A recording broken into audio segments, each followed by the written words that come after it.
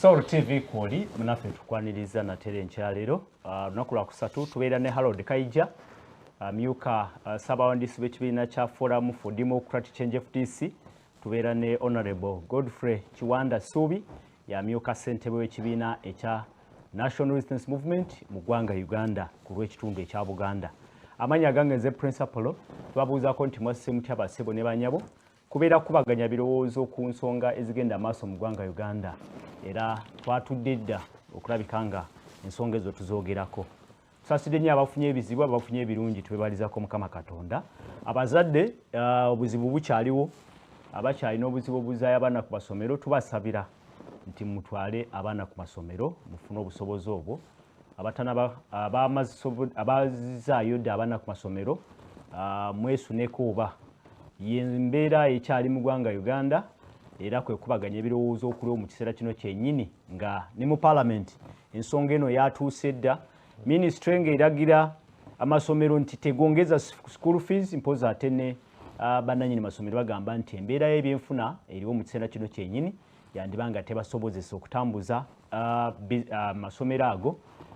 olwa ebyenfuna ebitabusetabuse n'ebintu emiwendo gy'ebintu egize nga gyeyongera buli lukya. Ku mulirwano gwaffe Kenya bategeeka kulayiza President owokutaano William Ruto era olunaku olwokubiri omukolo ogujja kuba ku Moi International Stadium Kasarani ogw'okulayiza President owokutaano. Embeera yeeyo Harold KAIJA nsaba kubuuzeeko era tutandike program. Njagala okutwala omukisa guno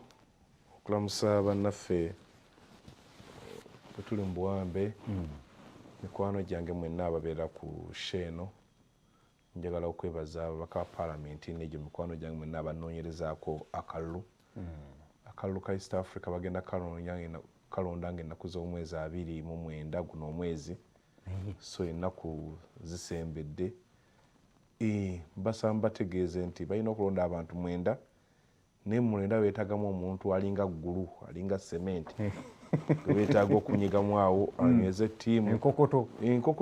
asibagunde waliwo sementi ono w'amazzi waterproof kati nze waterproof buli omu gwetaaga kusa mu ttiimu ye. Uganda egende nga cranes tomala gagirondera bwotyo nakunoonya basambi tolina kufa kirabu mbava ne kasa omusambi oyo omanya nti agenda kuwa Uganda wini bakiprotiki teri Musebbeyi nga ye Minister wa Sports bwakola federation naye tebajja kutwalayo ate nze oba goba Kiwanda kwa tutegeeza tugenda kufuna mutaali so tuteekeyo abomanya nti bayina omubiri bayina gundi esobola okukola kyesobola okunyweza ne tusobola okulaba nti Uganda efuna mu kintu kino. Ekintu kino kigenda kidduka kuba we kyatandikira nga bakizzaawo. Uganda yali evuganya bulungi ne Kenya era ebiseera ebyo n'abatize eri bali bakyasomera wano kati olwaleero tobalaba ensi ezebbiri ziri mu kutuddukako kale nagattako ne DRC engagga n'abalala oyinza okwesanga ffe abaleeta ekiteeso nga ffe tetufuniddeemu ddala. So weetagawo omuntu agende agambe nti ffe bannaffe mwatuwadde kyeka ebuuse kuba kati ffe tulinga bali mu kyeka ebuuse nga ate ffe tusasula cash. So yenze basaba munsabire nnyo akalulu neyanza nnyo neyanzeege okujjako waliwo ekintu ekyaze nti kumpi waffe Ssebeye e Naluvule kibanza bambuulidde nti omwana omuto yeetuze nga ne muzadde amaze okusasula fees bamaze okuzzayo muganda mwannyina ku like on Sunday ku Monday omuzadde yagenda kuteeka ng'omwana ki myaka 17 ate kitandise okubeera nnyo common nti n'abaana abato beetuga waliwo akantu kiralayo ku social media nti ekkomera baliguddewo kati nga n'abaana amasomero bagalabanga amakomera naye ffe tulowooza abakolako ne psychology of education bino abantu bakeeze nnyo abaana okusoma babakyayisa ate n'amasomero ne gabapika ebintu bingi nnyo kubanga yateekateeka okusoma mu nasale temwalimu kuwandiika mwalimu kuzannya kulya storytelling okujja okuzannya nga kala naye akati olw'okuba mbu oli ayagala okulaga miliyoni za Kiwanda Ebiri n'ekitundu ze yatutte ng'ayigiriza omwana okuwandiika erinnya lye nga kakati ekyo okwogera ko language ebweje emyaka abaana abato bayiga nnyo language zikuba naabwe naye bino okukooya obwongo bwe ne babukeeza ennyo ku ssaawa 11 n'asiiba olunaku lulamba ekintu ekyo overtime kyova olamba obasanga bonna bw'asoma diguri taagattako yakubiri aganze ebitabo bikoze eki nga really bimutaye nti kati amasomero agasinga geetegereze tegalina bisaawe kati buli seera kusoma soma kati the brain gets tired so kyendowooza nti abaana abamu kyekyowulira nti kubanga abaana buli owulira bafa si baana babantu nga baavu baana nga baliko n'ekirala nti ate ekirala drugs ebiragalalagala naddala enjaga shisha y'abaana abawala nabo batanisa omunywera ddala nnyo ate era osanga mu ezo family ezikozeemu era bw'otuuka egundi ebutabika osanga mmotoka z'abanene nga bagenze okulaba abaana ku rehab. So I think as a country nsaba abazadde mwongere obudde Kiwanda gabana ne mukyalawo obudde bw'ojjako nga bukyali eka onyumyeko bano okuzannyako n'okunyumyako ko nabo kuba buli lwobeera n'omuntu omuappreciate omutegeera buli lwabeerako ne change oga negwe jangu naye akati abantu lowooza mbu sente ze tukola hausigalo n'abali ku ssomero era abaana twabawonye twabazizaayo baani kikyoteekamu ssente gwebateekamu nga bimuli kuba n'ebimuli birina kye bikulabikira obulungi. So abazadde mufune obudde mubugabane omwami n'omukyala ogabe nti eno kati nze ennaku nga 3 nze nja okudda nga bukyali nze naawe enkyoddeko butegere abaana otherwise temukyalina baana mwina ba strangers mu maka gammwe naye nga mubalabirira. Tuyanzege KAIJA honorable buuza batulaba n'amawulire gabadde gayitingana nti wagudde mu gufu naye ndowooza tulijoogerako olunaku olulala kwambadde mwami KAIJA nabadde ayogera ntandika okwekoma akafaananyi kuno abaana badde bankyaliddeko ewange mukyala awaka they take the village house as a wadadi kati the town house enansana waffe kati naye babadde bazze mukyalo twasoka nensoka ningendako n'abakulu mama abwe najja olweggulo n'abato naye bwe nali nva ngenda kufa musamweya abantu bantabanya nimbaleka waliwo akakisaawe nga balaba omupiira mama bwe tannajja but when the mother came nagenda okutuuka ku kisaawe nga nva gye nali nvudde nga tewakyaliwo omwana n'omu bonna bagenze mama abo waali so awaka nga ndabira ddala ndi stranger kwegamba okubeerawo kwange it doesn't attract as the mother mama bwajja bwati olaba masanyalaze olaba magnet kati nze bwembeerawo bwenti there is repair nabadde katona era buyandese ne mutabani wange mutasuubi twali twasigadde ntukeera mu nnimiro ntuvaayo kati bwe twakomyewo nagenze nga mutasuubi aluwa waliwo ennyumba y'abaesikooti gye babeera tiyebaseeri emirundi ng'esatu tuliwo bano babiri basatu n'omwana naye nga buli lwembeera nga bwamba ndi mu bitabo byange n'okubuuza emirundi ebiri tyali eri kati kyakuyiga kikutegeeza nti you are not kati bali abasirikale emikwano gye negwe temuconnectinga so kati ekyo mwami KAIJA kyagamba nti then you end up nga toswana kutegeera challenges so abazadde naddala abasajja kituliko nnyo I don't know what to do nina abaana namwe mutusaasire mwina okumanya ntulina okubabeezaawo andi bo bajja basaasira era bo babasaasira n'ekijabuzi nga gw'omulekedde environment endala esalewo bw'aba abeera kakati gwe eyali badde nga gw'oyagala omwana we abeere bw'ati nga gw'okitadde kakati yakusaasira akulinda ayagala omwagale ayagala akunyumize bustorezi bwe obwo budde tobukola ki ng'omuganzi empaka lisika ebyowetaaga mbusende golowooza sente era wakabankazaako 100% mwe budget yo agifundinga 10 wakaba mpita 100 kakali oli wa budget oli wa finance kadi byebe tubirimu I think ngabazadde naddala baami tulina okwekola ku ekyo kakati njagala okubalamusaako which you know we've missed each other for some time but I'm back wadde badde bintawanya twabimaliriza njagala bakulisa Kenya ate n'okubasaasirako abazadde akaseera kano ke tulimu naye nga sinagenda ku ekyo njagala kubasaasirako abantu b'ennakwaya bafaani baffe nnyo kitale nnyo ky'okufiirwa omusumba Kasule. Musumba Kasule is one of our biggest fan awards, Salt TV ne Salt Radio. Alinaako n'ekizindaalo kya Salt TV. Really? Yeah, so yafudde naku lwaggulo omusumba Bujingo lwabeerako it's been njiri awo wonna ne tukusaasidde nnyo. Tusaasidde nnyo family mwenna balina kwaya nja kubeera nammwe enkya mu kuziika nitubasaasidde nnyo. Njala n'okukulisayo Bishop Komeko twabadde naye Busunju ate nenga 11 tugenda kubeera naye ennakwaya. Njala kwebaza abantu b'ennakwaya olw'okuteekateeka mukyala Ssebuumu omukubiriza omulevrandi waffe n'abalala mwenna of course manyi mubeera mugoberera. Nate ne Bishop Komeko tukwebaza olw'okufaayo okuba nti omulimu guno gukolebwa mu bantu baffe. Kakati ensonga y'ebisale ndowooza gye badde enkulu ennyo n'okusikomu gw'okuliwo mu kiseera kino gavumenti egamba temwongeza school fees nenga n'amasomero nago ogasaasira bw'olaba embeera gye tuyitamu ebeeyi ebintu ebyewanise. Nakyogerako wano ne KAIJA n'akiŋŋamba nti what creates inflation it is that gundi etandika okuyingira mu bwongo bw'abantu. Seera ky'olina nange enseera kyennina. Kati naku ezo bwe nabadde mu kyalo nabadde njagala tulina enkoko. Nagabira abantu enkoko. Abantu ne tuzibrooding awamu tubawa after 1 month. Naye omuntu aba n'enkoko 100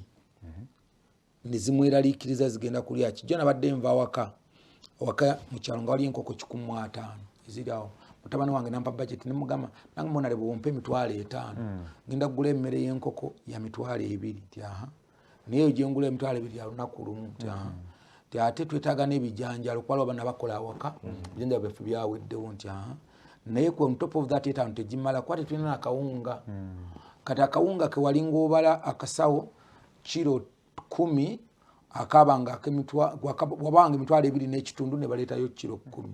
Olwo weetaaga 5,000 kubanga kiro y'akawunga eri mu 15,500 2,200 na kitundu.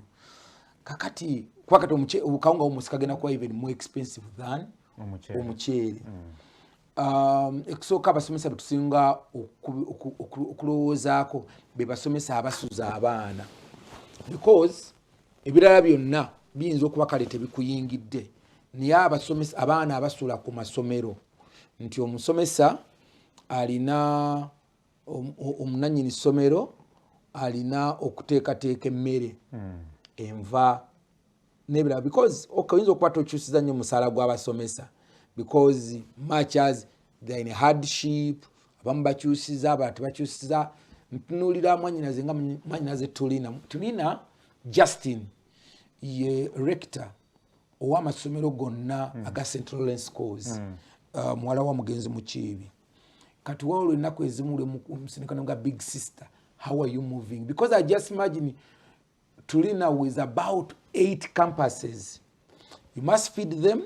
Ekyalo ekizibu kye twafuna tujja kusanga amasomero ngaago gayina base ey'abaana bava mu East Africa. COVID bwe yajja abaana basinga ne beesala. Osanga gundi campus ng'eyo nti yayina abaana probably abava ebweru maybe abaana nga 7 abudde Kenya ne certain campus nga engeri gye bajja abamu basasulira mu $, balala bakola ki so nga isirali booming nti ne wabeera nga bano ababo bakyalinamu akazibuzibu bano bamwanyiteza akazi banswa zabatukyayaniika nswa tebanapipa kasooli nga tebannasasula. Obeera very sure nti omwana ono yavudde ebweru alisi bw'anaaba aleese ssente ejja kusobola okubeezaawo banne paka naye lwaneeteekateeka. Kati COVID bwe yajja amasomero gano gonna gayina abaana abangi nnyo abaali bava mawanga ddala gano agatwete South Sudan, Kenya, Tanzania, Rwanda. Amasomero gano gaafuna shock nene nnyo. Actually nalina bursaries ku Central Lawrence abaana bangi bentwala ku Central Lawrence eyo baweerera bebaweerera okubeera ku mirembe gya mukadde waffe omugenzi Mukiibi ne mwannyinaze Kataaliwo big sister Turina. Naye ogenda okuli agamba bayongeddemu $2,000 Katonda kulumu nenkikkiriza nengamba naye omukyalo ono aweerera abaana bano yes muwa bursaries abaana $3 ne bwalaba nga ayongezaamuko wantu luli yamanyanga nti bwe mba ntutta abaana ba Kiwanda 10 abavudde mu Mityana North nsobola okuba kavalingira cost eyo ku baana b'enzige Tanzania but today kyo tekikyaliwo honorable okkiriza nti bannannyini masomero nabo akazito kabaliko kekabawaliriza the cost of production is too high because we are producing this child tumuproducinga okumujja mu kyomwagalamu okumubeezaayo ku ssomero okumusuza okumuliisa amasanyazi n'ebirala it is really high ekisooka abannannyini masomero abo kyenjala nkuula mwami Apollo ekimu ku kintu ekizibu ennyo okukola ababa started a school natandika essomero nga ndi mu second year ku university ekimu ku bintu ebizibu ennyo okukola Apollo kibayita essomero a school it's very difficult business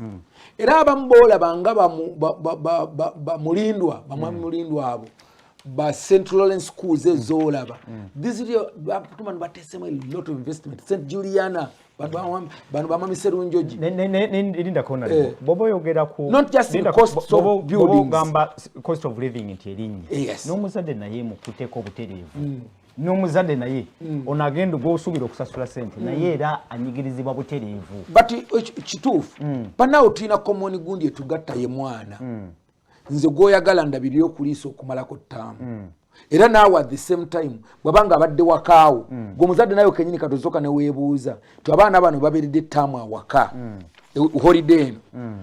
kati awakanze awange nina abaana nga 15 ababeerawo mu holiday how much money have you been spending gwe government yawo siweyingiriramu kati ekirungi nti guli mu kifo ekyenkizo ekisobola okuyisaawo poliisi mukozeewo kinga government okulaba nti bano ababiri mubwe tabaganya nakitabeera nga buli kaseera bwe tubanga tuzayo abaana ku masomero emiranga gibeera gye gimu ne debate yemu I think debate kuno ate esusseemu teyali nnyo bweti tebadde bweti for some time tebadde bweti emabegako nga baana basoma nibagenda of course abazadde balwawo nga balina akantu kebongezaamu bakongezaamu naye nga kali awo kakati nze ndowooza ngera mabega kwali bwe twayogera ennaku ezo gavumenti yaleetawo etteeka ly'amayumba eno property rates yes era neteekawo nti ne bw'oba oyongeza tosobola kwongeza I think is it percentage of 30% toyongeza more than 30% mu mwaka and ate teina kujabra teina okubanga olabudde ino kola I think there must be a policy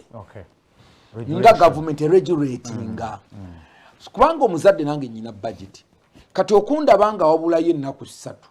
nonga nti omwana wa King's College Buddo abadde asasula million wa maybe 2 kati alina okweta million 2.8 nonyongeze 8 that's almost 40%. Good. It is too big mu period entone nnyo bweto nze ndowooza nti okwongeza kwandibaddewo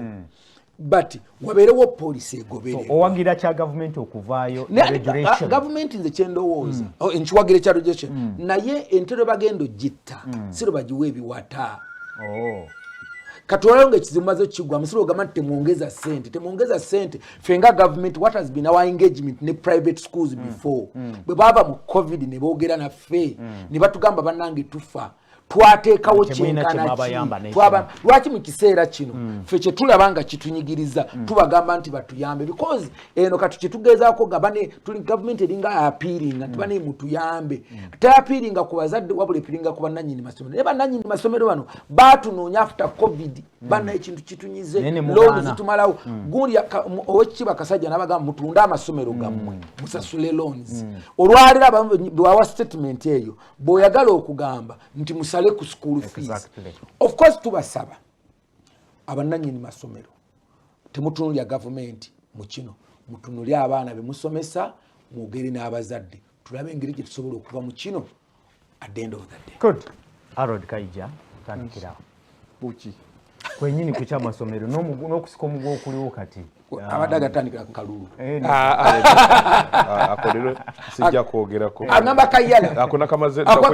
okujja okusaba gwonsabira akalulu n'okwogera okukakasa abantu nd'ekirungo tukyetaaga ingredient olusuku lwa Ministry egamba ereta police school fees bannannyini masomero bagamba nti temulina kye mutuyambako mu kutambuza gundi eno kizibu nnyo giyita business ey'amasomero kusingira ddala aba private naye ate ne mu government nabo bongeza school fees. No, it is very absurd. Kikwasa ennaku engeri gye tutwe ekintu ekisinga obukulu ky'ebyenjigiriza mu nsi zonna ezikuze ezitambudde sekita y'ebyenjigiriza n'ebyobulamu gavumenti ebeera namba ki moja era okusoma mu ssomero eddungi lirina kuba ngese public school kibiriza Amerika Bungereza yona yona ebeera public school ogenda mu ddwaliro eddungi liba lyaki liba lya gavumenti bonna abalwadde baffe gundi tumwine yafiiridde Nairobi hospital ya gavumenti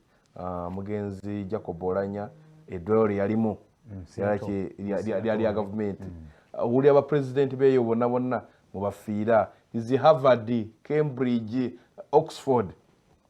public universities. Waliwo ebintu bisatu ebiba ebikulu mu ezo sectors. Okusooka cost sente ekyokubiri quality obulungi bwa service ekuweebwa ne access lituukikako so government bwe yakwala gamba yeeringa ekitadde ne privatizing anaga mugende mukole ebyammwe gamutadde juzi nagenze n'ensanga omukyala mu conference y'ebyenfuna ginadde mu Friday ewedde bade okujja Uganda gundi baita economic independence level ki bantu yakiza okwetambya enfuna omukyala ali mu hotel industry Entebbe naga buli afuna sente bazijewa ajja nazimba hoteli nezifuuka nyingi ng'ate baklandi baki batono kakati ate buli omu ayagala aseere kuba costs zimutuddemu wali otunuulira lisiti y'ebisabibwa ogenda masomero wano masomero ne Uganda eyi lisiti njiraba buli taamu wali otwala lwemu buli taamu wali osoma rimu nga tuji gwatwalanga lwemu buli taamu nga wali osoma nedda kale butamu basaba ki rimu zibiri satu rimu naye bupikapu bwa rimu ne bulabika nga bufuluma mu masomero ate bukkirira muki era musango okugireeta ng'ogiwandiiseeko erinnya si kwana ku mpapula ne kuno kungulu n'ogamba Kiwanda Suubi senior 2C Apollo senior 3 olwo luki musango lwaki musango ebitabo byasaba abaana bo namba yabyo yo gye bakusabanga ate nga babisubmittinga in oli najja n'asaba development fee aye n'asaba building fees zikola ki Kaija ogamba nti kyafuuka kya bya busuubuzi sigamba gwokira omuntu mujje mulekera abana okoza I'm not saying gwe kiki kyoli mu kulaba is about extortion sina busuubuzi extortion kuba mwagamba omuntu okusoma lwajja okubeera obulungi mukole ki mukamule nti wano abaana bajja kuyita abaana abafuluma mu eno education sector gye tusasudde ssente bweziti balungi nnyo tusinga Kaija issue eri privatization oba issue eri regulation no and privatization complete privatization gyogenda mu auto drive mumugende mukole ki mwefuge ne regulation kuba kati sooka otunuulire wotegeramu ezo figures za bulimba gavumenti mu primary weereza omwana 13 buli taamu capitation grant yes buli mwana 13 abaana aba police maker mu international schools basomera emu gye nagamba gye nakebera wano ngeri mu kulanga nga buli mwezi esaba $200 ze $13,600 ze $1,13,68,000 sente ezo ziweerera abaana ba UPE aba gavumenti ez'omwana omu etaamu abaana 4,506 mu international school naye mu Uganda tunuulya gaapu eyo bali basoma ennaku nnyingi bakola bitya You just can't have that. Ensobi yali privatization kyembuuza Kaija. Yali privatization okuprivatizing education sector To completely okulemererwa okuregulating sector. Yes, complete privatizing, complete n'okugiregulating. Nakugambye essomero erisinga obulungi yalibadde lya government. Nga lituukikako ng'ate lya ssente ezisoboka. Gaga naga government badde nga somaawo. Million 2.5. Byaki? Government aided. Bw'obanga basa million ezo 2.5 ate sente za government zeewerezayo zikola ki? Bwe kibanga abaana basomeye emitwalo 4 oba 5 nga basoma byebimu na banno ng'ate ku kasomero kasa emitwalo 5 ke kasasula n'abasomesa baako lwaki government eba ekyawa sente mwaga amasomero amanene gye basasula million 2.5? Byasobadde Kaija olaba ku stage no nimuga and the level wetwata kakati nojja n'osanga walondayo wano mu mawulire mbu baminister bagambe ku bakomishona baani abalina amaki amasomero ate baminister begambako ddi kubanga walonda kibayita conflict of interest. And that is true. Nti abantu nti okuba nti omuganda kyagamba enkima tesala gwa kibira. Nabo benyini balina amasomero. Yes, kubanga tugende tukostinge ng'omwana wo buli omu asooka okulya emitwalo 7 ate n'emitwalo 7 nyongeza Kaija nekuba ne kuziri uliriza ne kuziri kuliko ezimulabirira kiba kitegeeza nti buli mwana mbwalabika okumulabirira sente kuba bw'ogamba nti buli mwana omu omulabiriza sente million 2.5 ne bwe tugenda tulaninga numbers kibaita auditing. No, I'm telling you, kibaita notula n'ofuna auditor etugamba yes omwana okusoma bulungi ng'alina omusomesa top niche alya bulungi wala biki buli mwana mumukostinga sente meka ze mumuteekamu nugambe omukostinga sente meka gira unit cost ojja genda okulanga buli omu akudduka atya n'okwogera naawe ajja genda okwesanga akugambe kakati tunuulira esuuti eziva ettaka za mitwalo 3 esuuti nolabika gundi ayimiridde emitwalo aga uniform zibatungira wano nga n'okugiraba ogiraba nti lwa uniform emitwalo 48. What do you mean? No ndi mukugamba eri bagitungidde ettake nsi eri waggulu erinye ennyonyi etuuse wano ya sente entono ate nga n'akola eyo agikola kubanga tulina okubaako ebintu bye tukola nga si bya gundi si bya profits. Baatula kati abaana ba nassale babasaba sente z'ebisabika z'ebitabo era ng'ekisabika olina kukigula ku ssomero. Ndi mukugamba uniform eyo giraba n'ofuna essaati yennyini mukwete yemu n'ogitungisaako baaji tebagikiriza kuki. So byanfuna kati ne Kaija ndowooza tuwunzike mu ndabayo ey'ebintu kuba gavumenti egamba nti embeera eriwo bw'atasobola ensimbi zino eza private genda mu UPE genda mu USE tusiigire ekifaananyi mu dakiika 5 ezisigaddeyo kigenda kuvaamu ki kino tulaga bwe tutambulira wano bwe tusigala nga tukyali mu kino what are the consequences and implications? No kati gavumenti bw'egamba mbu atasobola UPE weeri ne USE weeri omanyi kyoba okoze obage genda kubanga nedda namba zikubuulira namba ze tulina zikulaga ti bannayuganda abakola nga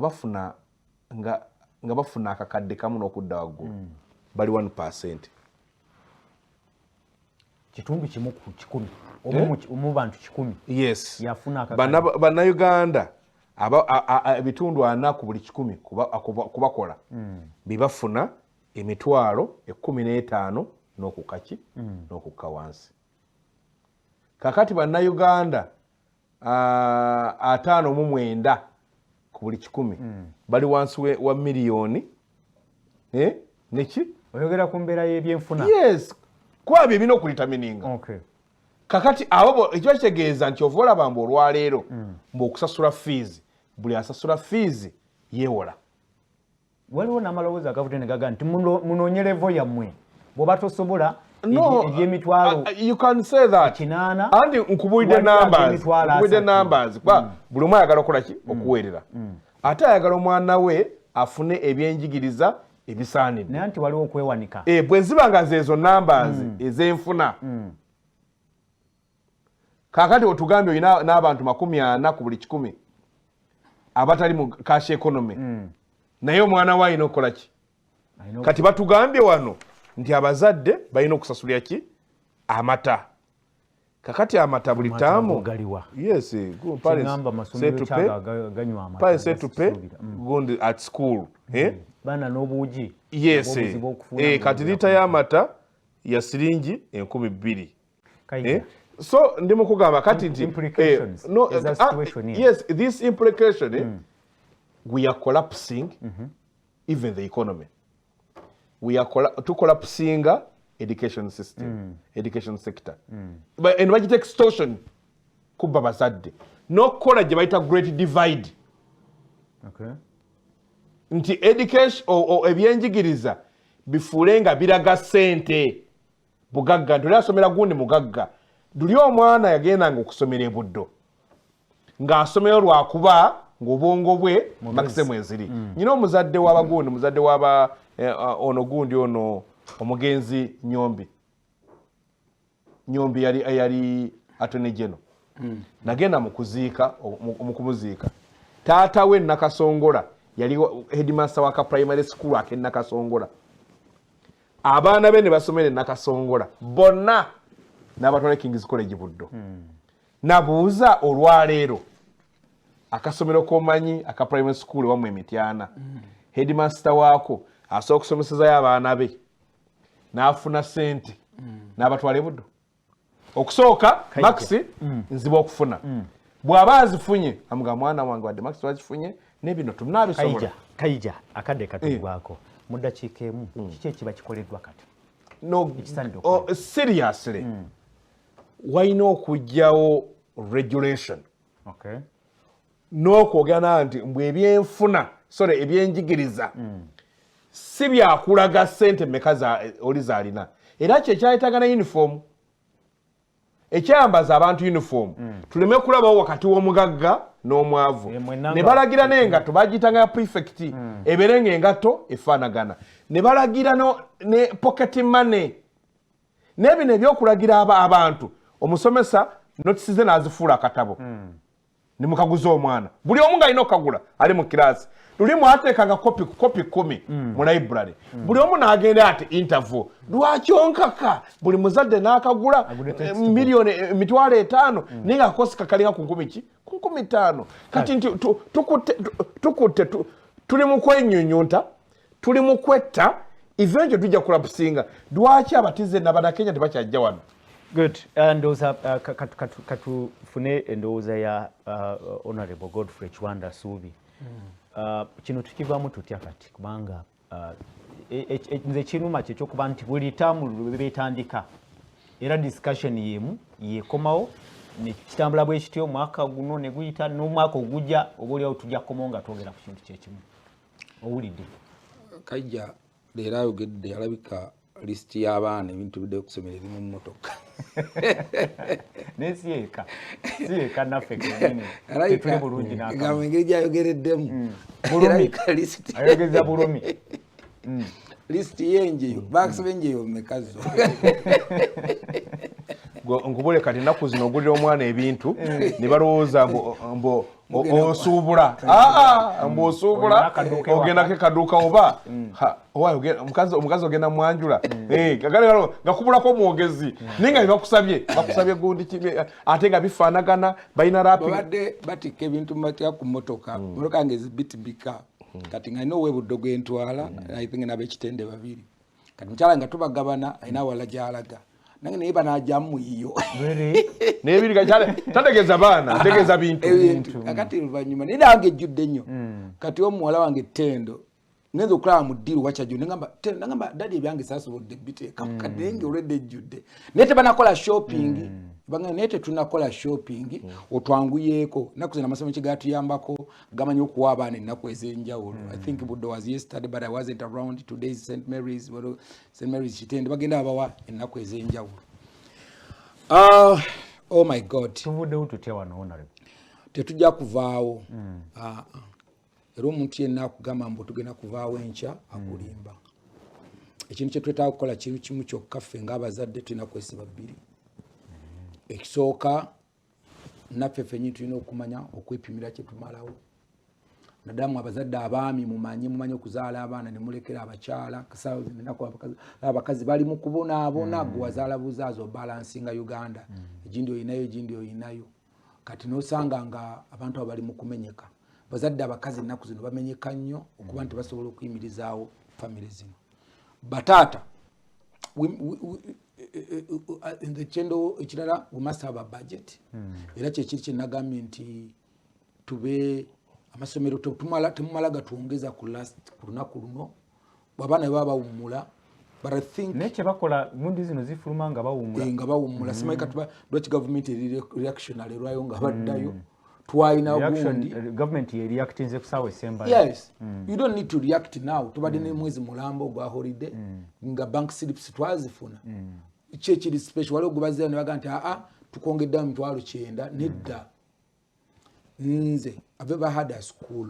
manyi kitegeeza okuba n'essomero. Breaking even ku ssomero mu business nzibu nnyo okufuna amagoba nti gundi yafunye amagoba. Jona badde njoga ne muganda wange bamita Male Nelson ye nanyini wa Nkobazambogo secondary school eri Kiyoganyi.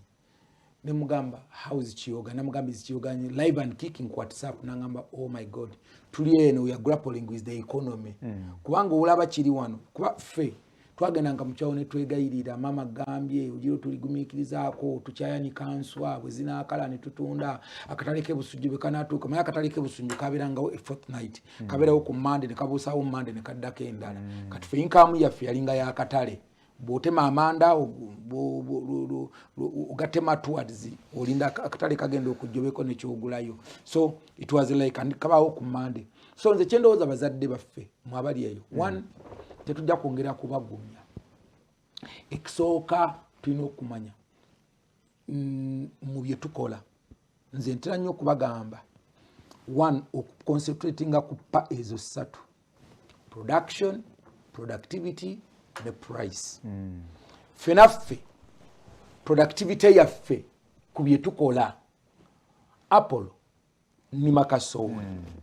Eka yange yakasooli esobola okuba mu ensawo 25.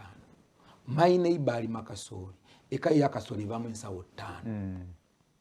Not because of anything niye just application. Application si ya fertilizer yokka engeri gye nsimamu ebinnya engeri gye mbisetinga engeri gye kati otuuka wakalu kasooli genda nti bwa bufulejje ntima kafulejje konna n'ensimba empeke yes kafulejje ako n'ensimba empeke inchi mukaaga gonyweza kiri nti abazadde besibe naffe kye tukola tuve ku government egena kola egena owning amasomero nga buli wemba musabe ekisanja mutusuubiza education. Era eyo eri KAIJA akugambye amasomero ga government getumanyi traditional government schools because these are actually they are not even government schools. They are government aided schools zetumanyi nakatulayo buli otuuka gundi sente z'obuzimbi kwe nani essomero lino lizimba biki ebitagwa up to now. Of course they have to renovate. Batukana kusema mtu alokubiko mu swimming pool. Nze je nsomeseza abange bagisaba mulundi gumu omwaka. Whatever the case. Naye kyenjagala okugeza kugamba mukulu Apollo. Nti nze wazadde kyensobola obbagamba. Mu period eno kayi katufube nga n'abaana bali ku ssomero tukole ogwaffe. Namwe baana mmwe bakyatulaba nga muli waka. Mukole namwe mulabike kizibu kye tuyitamu. Okuza report n'ogamba olina okudda mu class. You know how much money zengendo okuddamu okusasula. So mukimanye kye tuyitamu ekyo kye tuyitamu kyolabe mu KAIJA wano kyayogerako list fena ogisoma bwoti neddane mabega bwoti era ngenda kulaba kuyama mu KAIJA nji comparingeko neza ebintu engeri tubigulamu nabo bategera obulumi mutegera obulumi bwe tuyitamu ate obulumi buno bwe tuyitamu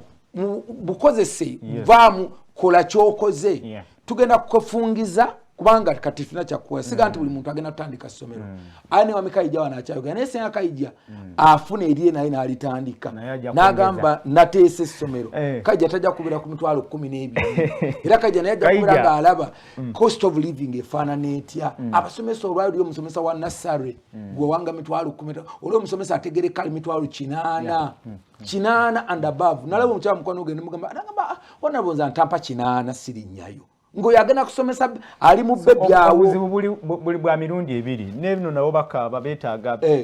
okurunninga kati omuntu abagamba mitwalo 8 sincerely ne wabanga asula enansana omuntu ajja kwagala double room enansana ya mitwalo 4 already rent amaze okujja kana agenda kulya sente mmeka so mwamikaja bada yogera ku kya cost of production omwana ono yali atya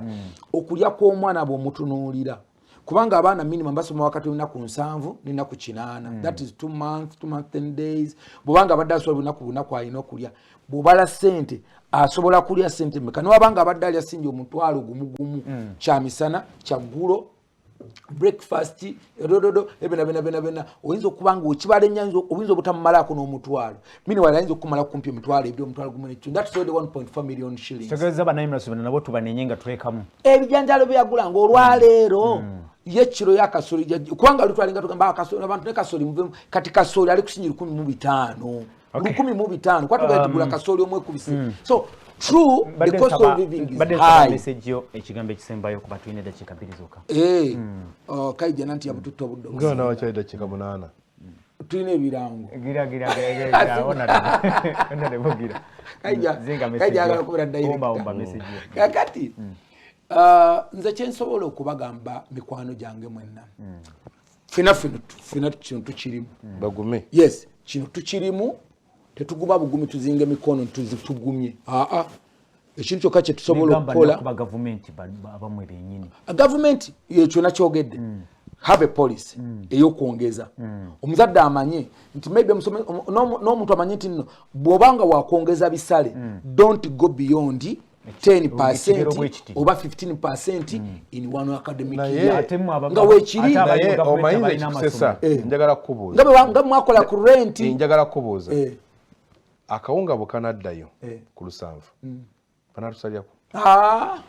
kale ndoza katusimbire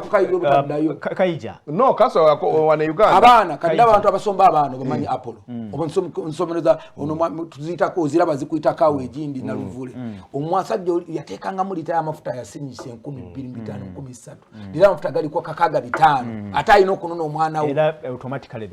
it's very expensive KAIJA mudachiki almost double government te abdicating the role yayo mu kino nage ekintu ekyasinga okubeera ekizibu omwa Uganda ng'osibula okuzinga message nsi eri fane nti abantu abasinga okufuna omusaala omutono ate basinga obugagga mu Uganda abantu abakola mu gavumenti tebafuna musaala munene bafuna omusaala mutono nebyo basinga obugagga kati emu sekita gye baalaba eta compromise nti bwabuli omu ayagala okusomesa kiringa bwosanga yosanga drug shop nga bannanyiniwo sina basawo ng'oli omanyi waliwo ebintu bibiri ebyali byetaaga nga tebyetaagamu muntu ayagala kufuuka musobozi element ya kisobozi ebyenjigiza n'ebyobulamu nga byetaaga muntu alina passion n'afunawo ka markup katono ne kati abantu bazifuula nga business kati abantu abali mu gavumenti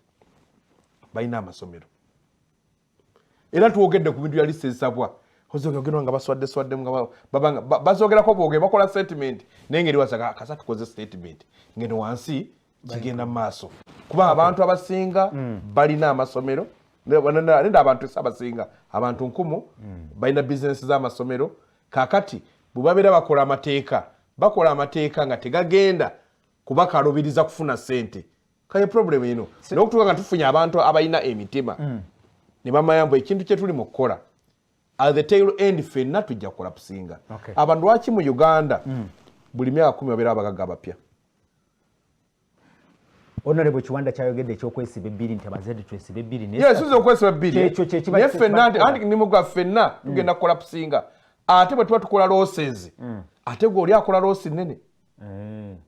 oba okola losi kuba kano olina okubambo kola ekintu ka markup nga tekakwabya naye nga tekanjabya bwe naatuuka ffera nenjabika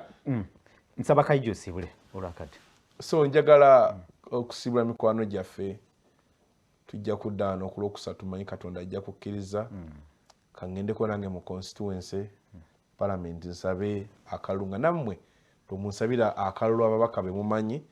ennaku ziwedde nsaba Katonda abakuumi alaba ku Solo TV program amunye ku macha bweto betambudde nje kwakwebaza mwena tetusobodde kufuna kadde kasoma abaka bwamwe naye obaka mwebale nnyo apa tusobodde otusindikira obubaka Honorable Godfrey Kiwanda Subi twebaza nnyo sebo okuba nti nsubiddwa nnyo discussion ya Kenya olwaleero nabadde mmanyi kweri KAIJA mbadde nina byenjawulo ng'amaze okulayira my statement yajjaawo ng'amaze kooti emaze Chebukati naye n'aleeta nelayira zanyumidde nnyawo naye nga ekikunyumira kiri eri ojagala okiraba eri toyagala kiraba wano na wano kyanyuma dda wano kyanyuma kale Harold KAIJA toyanze nnyo toyanzeege abalabi ba Solo TV tubasiibudde naye tubajjukiza ennaku z'omwezi 30 Independence Night Kololo Independence Grounds mutwegateeko mu ntegeka ya House of Prayer Ministries International gange ze principal musibe bulungi abazadde muze abaana ku masomero mweraba